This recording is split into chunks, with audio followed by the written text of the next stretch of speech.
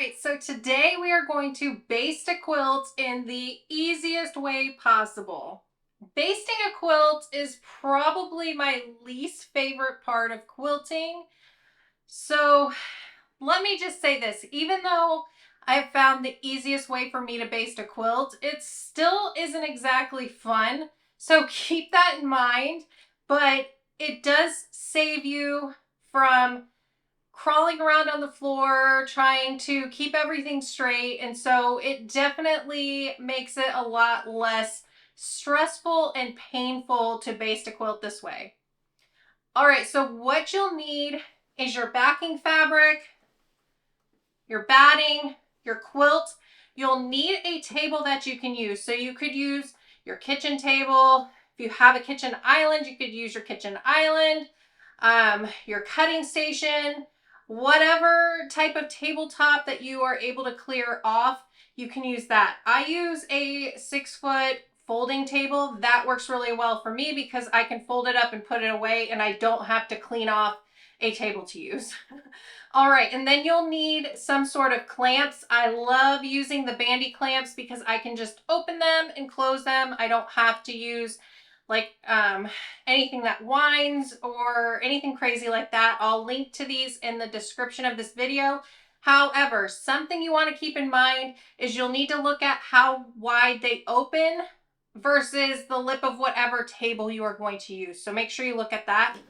And then you'll need your basting method of choice, whether it's spray, glue. I like to use curved safety pins. That's my preferred method, so that's what you'll see me use here. All right, so the first thing you'll want to do is lay your backing fabric with the pretty side facing the table down on the table. I had to prep my backing fabric where the seam is vertical, so I'm going to try to get that lined up with the center of the table and get it nice and straight. Now you can measure however you want to do it to get it nice and straight. I'm just going to eyeball it. But once you get it nice and straight, make sure that the fabric is nice and even. I just run my hands across it, make sure it's laying flat. And once I feel like it's nice and straight, I'll start putting the clamps around the table. And just make sure you're not getting any folds or bubbles in the fabric. Next, you'll want to smooth out your batting. I like to fold mine in half because then I can line it up on that seam. And then I'll just open it up and start flattening it out on the table as well. Now, the reason the clamps are important, in my opinion, is that it'll hold the backing in place while I smooth out each of the next layers. Once you feel like you get it pretty nice and even, you can start removing the clamps. So I'll remove them one at a time, and then I'll just re-clamp wherever they are and keep smoothing and work around to each of the clamps.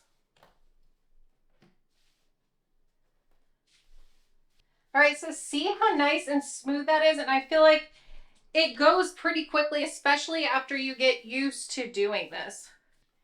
All right, and then you'll do the same thing with the quilt top. So I have it folded where right sides are together. I'm lining it up with the center of the table, and then I'm just gonna open it up and smooth it out.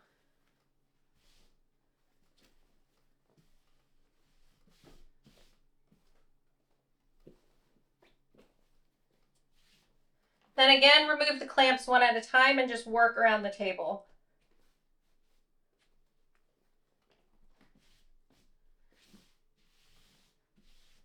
Make sure you're smoothing out as you go. Once everything is nice and smooth, it's time to start pinning. And this can take a while because you want to keep your pins pretty close together, about a fist apart. Now, I'm not always great about doing them that close because I'll honestly get tired of pinning, but I always start at the middle no matter what.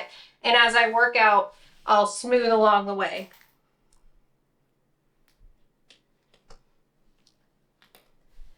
Now, once I get the whole top pinned that is on the table, I'll take off the clamps, move the quilt slowly to the side, smooth everything and reclamp, and pin the rest of the quilt.